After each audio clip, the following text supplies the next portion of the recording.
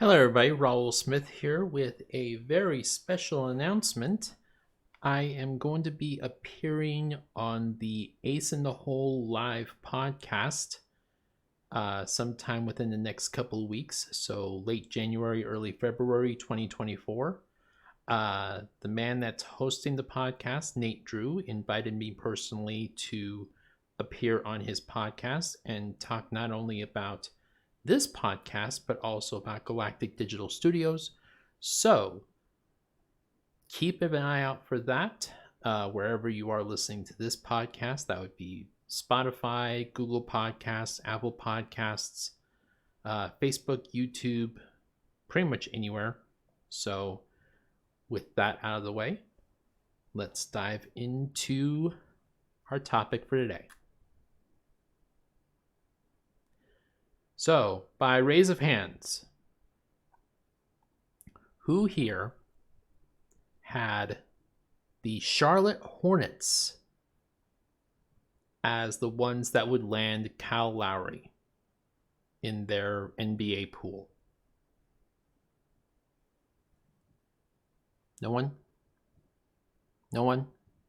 That's what I thought. Anyway, this is Sports Central, part of the Closing Tag Network,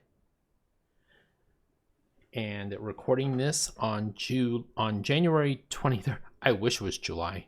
Jesus, it is so cold in here.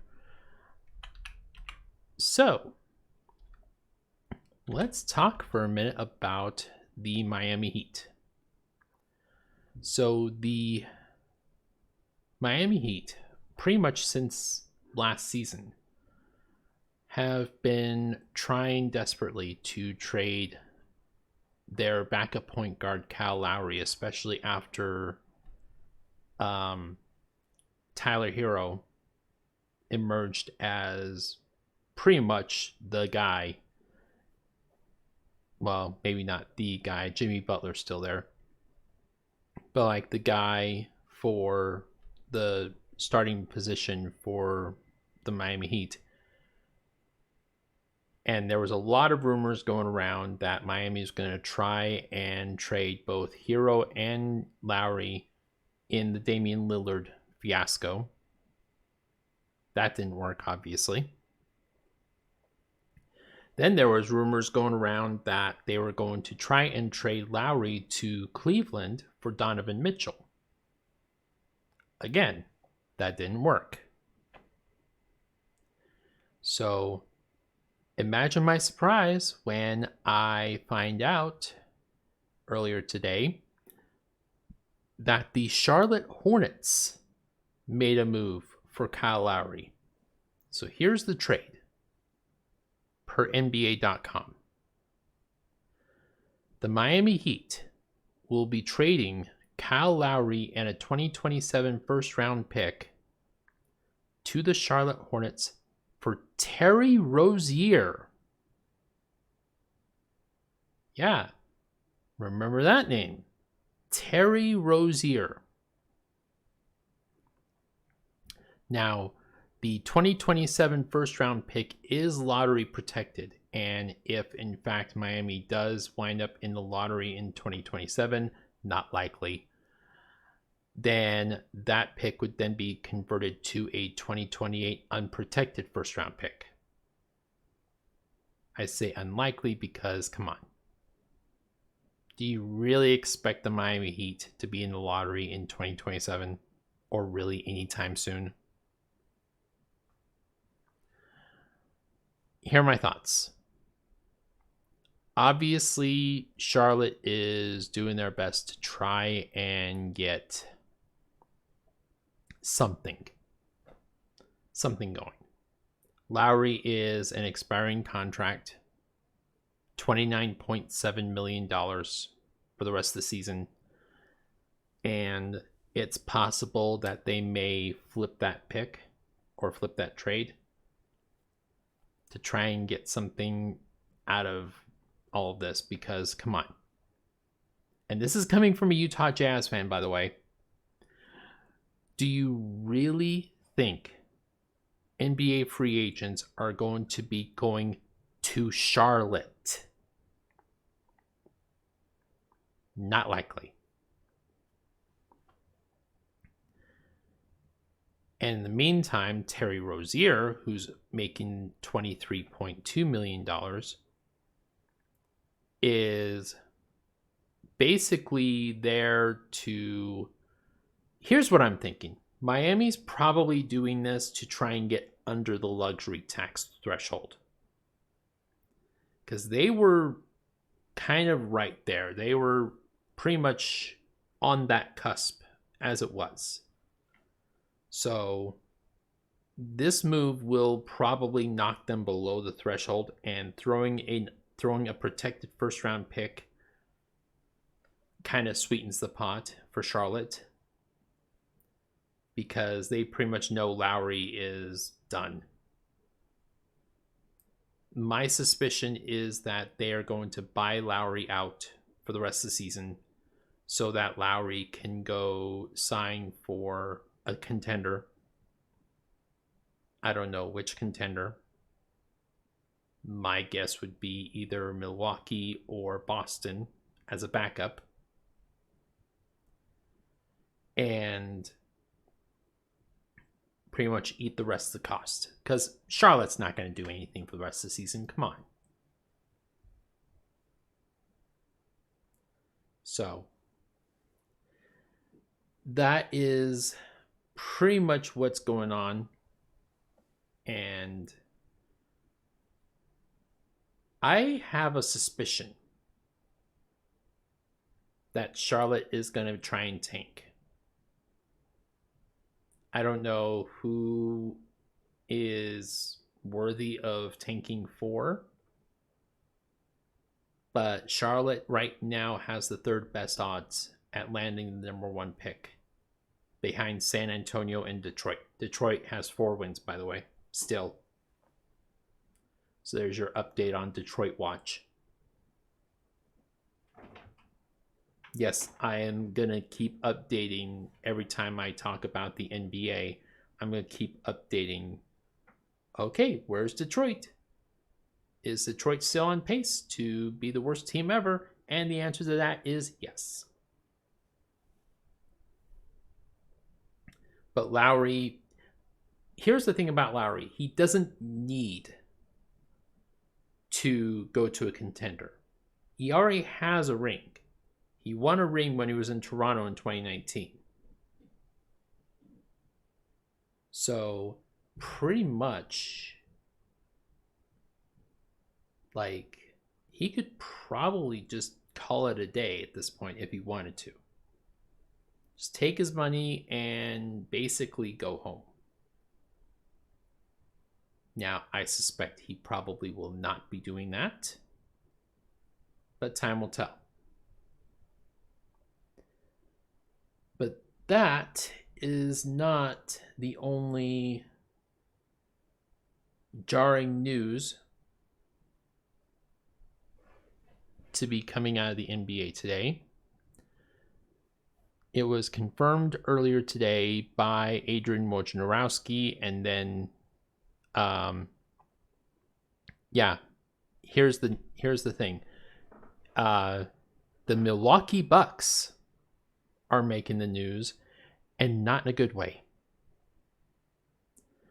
The Milwaukee Bucks have fired rookie head coach Adrian Griffin after only 43 games.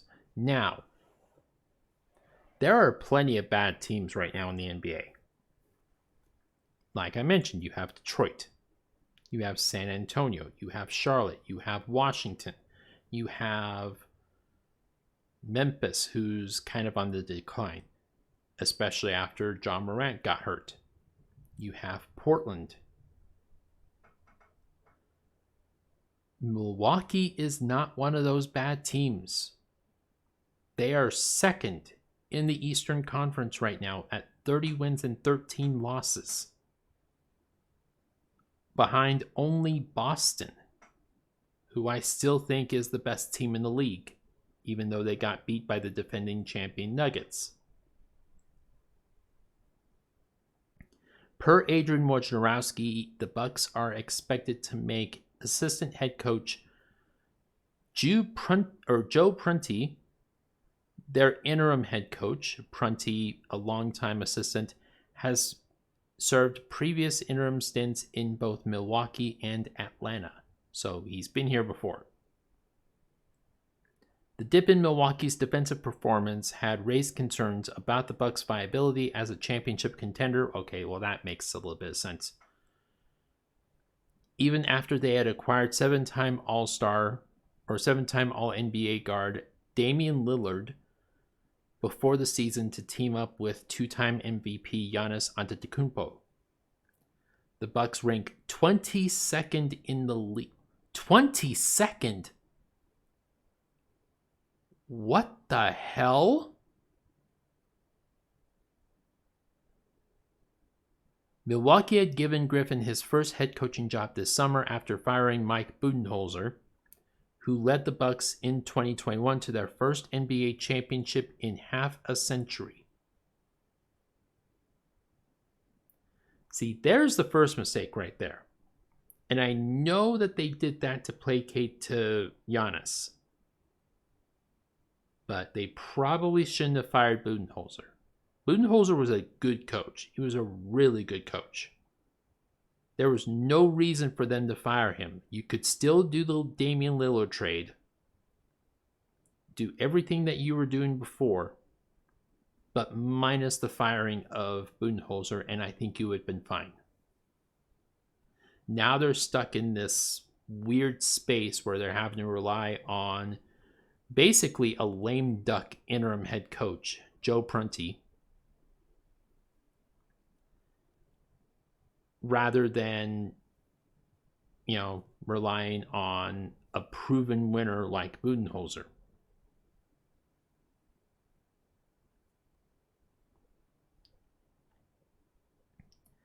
And of course, it didn't help that, assistant coach Terry Stotts abruptly left shortly after Griffin was appointed the head coach.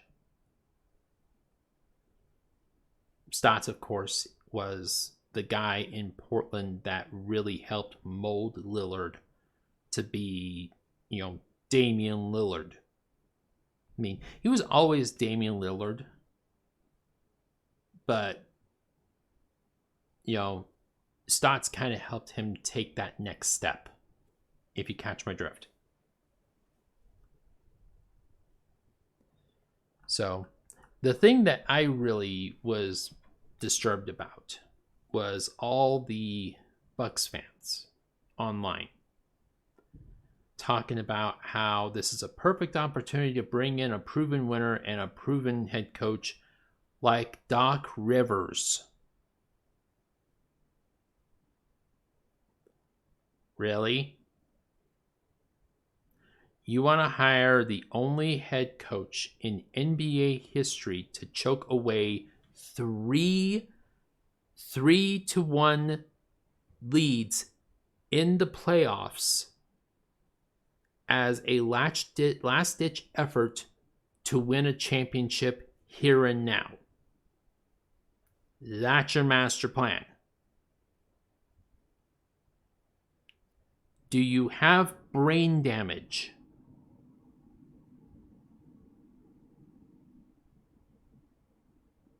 I'm sorry, I did not mean that to come across as offensive or, insensitive. But are you on drugs? Doc Rivers has a championship. Yes. He won that championship, however, in 2008. There are some people listening to this podcast that weren't even alive at that time. And you want to hire him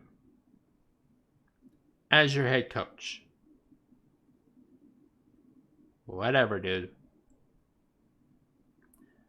That is why the Bucks are the Bucks, and you are Donald sitting behind a keyboard or on your phone, tweeting about stupid shit.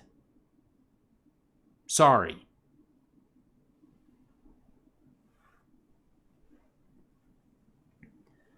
But that's pretty much the extent of the NBA news, other than, we have a new member of the 70-point club, Joel Embiid. Joel Embiid is really, really trying to prove a point about being the MVP. Just saying.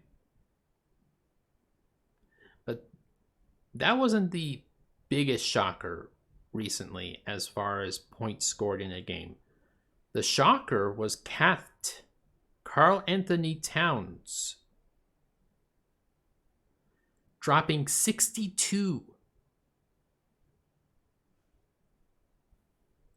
Let me pull up the schedule here real quick. I mean, it's one thing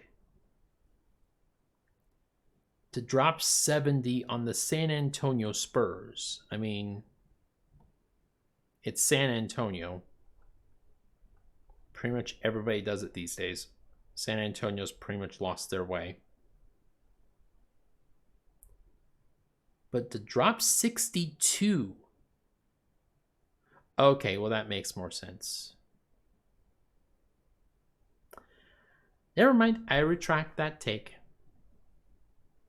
Karl Anthony Towns dropped 62 on the Charlotte Hornets, and the Hornets still won. That's probably why they traded Rozier. They're like, we're winning too much. We might want to trade this guy away soon. We're kind of tanking over here. Come on.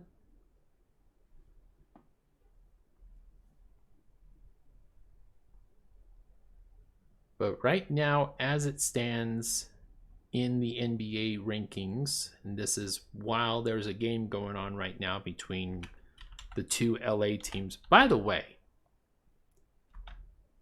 go on Google, go on YouTube, go after you're watching this video, obviously, and go look up the progress, I guess you could say, of the Intuit Dome, which is going to be in Inglewood, California, which is just outside Los Angeles.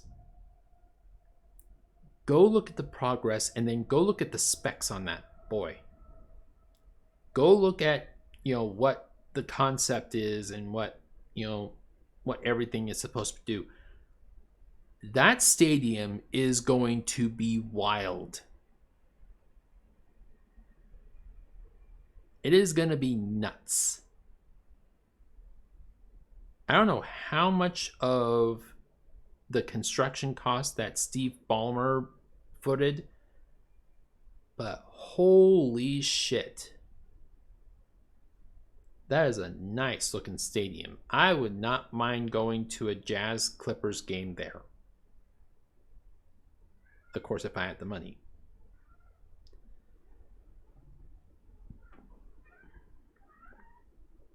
So right now, as the standings go, in the East, you've got Boston at 1, as I mentioned, the best team in the league.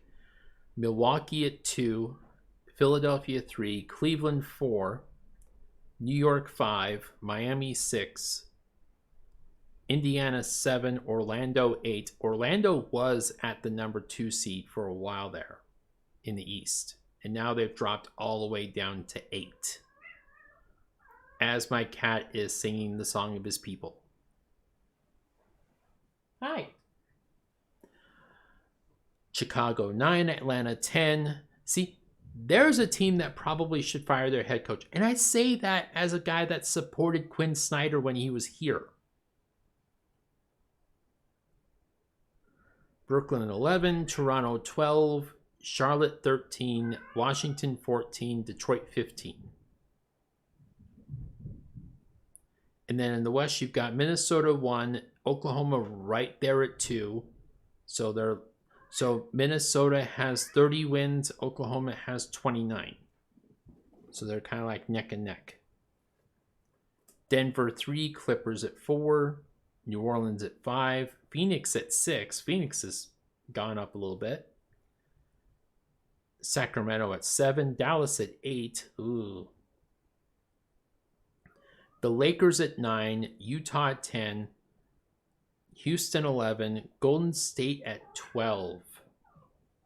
Golden State is the 4th worst team in the West. Let us all have a moment of silence. I said silence for the Golden State Warriors dynasty because it is officially dead. Memphis at 13, Portland at 14, San Antonio at 15. If the playoffs were to start today, Golden State wouldn't even be in the play-in. That is sad. But I called it. I said what I said when I basically read the eulogy of the Golden State Warriors dynasty. And now the cat is going crazy. Oh, he found one of his mouse toys. So, with that, I think we'll go ahead and call that for today. If you are listening to this on Spotify, leave a review. If you're watching this on Facebook, like, share, and comment if you could, please. If you are watching this on YouTube, like the video, subscribe to the channel, hit the bell for notifications. That way, if I drop a new video, you will be notified. I may or may not drop shorts of this guy over here. Maybe. We'll see. I do want to thank you guys for listening, for watching, for donating, for downloading, for doing everything in your power to make this podcast churn and sing. Your efforts are not going unnoticed, so thank you. And I am going to try and warm up and then go to bed because it is late. All right, guys. Remember to include your closing tags. Thanks.